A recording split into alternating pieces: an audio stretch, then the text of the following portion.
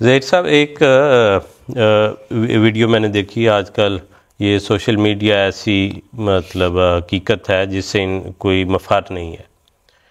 اس میں ایک خاتون نماز پڑھ رہی ہیں، ایک جائے نماز کے اوپر وہ کھڑی ہیں، اور اس جائے نماز کے اوپر سسٹم لگا ہے آرٹیفیشل انٹیلیجنس کے ذریعے کہ جی آپ اس کا بٹن پریس کریں تو وہ ایک امام پورا بول کے آپ کو نماز پڑھا دیتا ہے۔ وہ سورہ فاتحہ پڑھے گا، دوسری سورت پڑھے گا، رکوع سجود ساری تسبیحات۔ یہ درست ہے کہ اس طرح کا کوئی آلہ جو ہے یا کوئی ایسا وہ انسان کو نماز پڑھا رہا ہو؟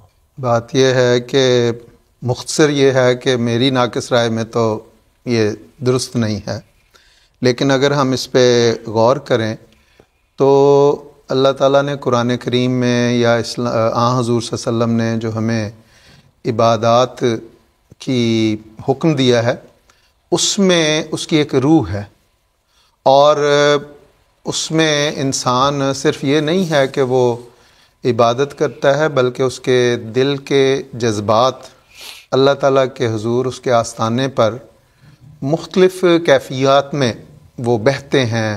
جو اس کی کیفیات ہوتی ہیں، جو اس کے احساسات ہوتے ہیں، اس کے مطابق وہ اللہ کے حضور اپنی گریہ وزاری کرتا ہے۔ اور اگر جس طرح کے اس لفظ سے ہی اظہار ہوتا ہے کہ ایک مصنوعی قسم کا امام ہے جو وہ بٹن آن کر دیا اور اس نے پڑھانا شروع کر دیا اور انسان نے اس کے ساتھ پڑھنا شروع کر دیا۔ قرآن کریم میں تو اللہ تعالیٰ سے ہم یہ دعا کرتے ہیں کہ ربنا ہب لنا من ازواجنا و ذریاتنا قرۃ اعین واجعلنا للمتقین اماما، ہم یعنی ہمیں متقیوں کا امام بنا۔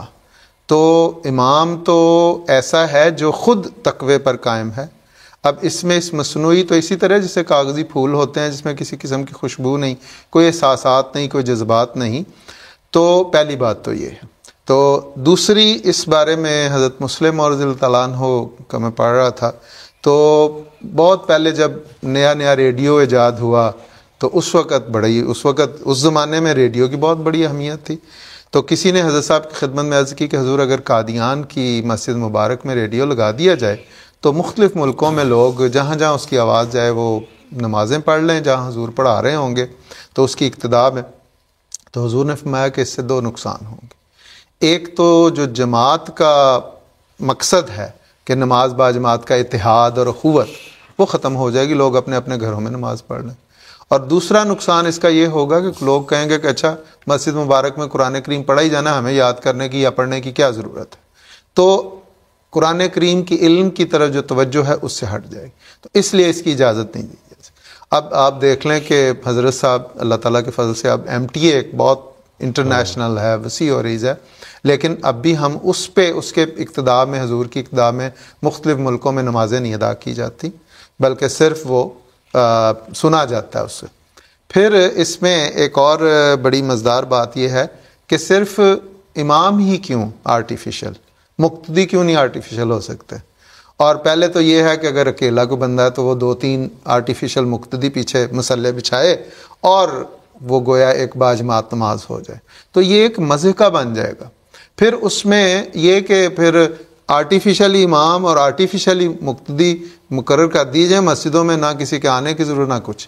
تو مذہب ایک بالکل الگ ہے جس کا دل اور دماغ کے ساتھ ایک تعلق ہے۔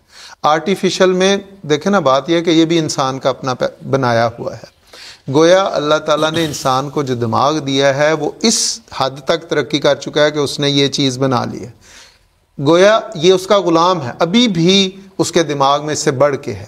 تو وہ جو اللہ نے انسان کو دماغ اور دل دیا ہے، وہ کیفیات جو ہیں وہ اس میں شامل ہونی ضروری ہیں۔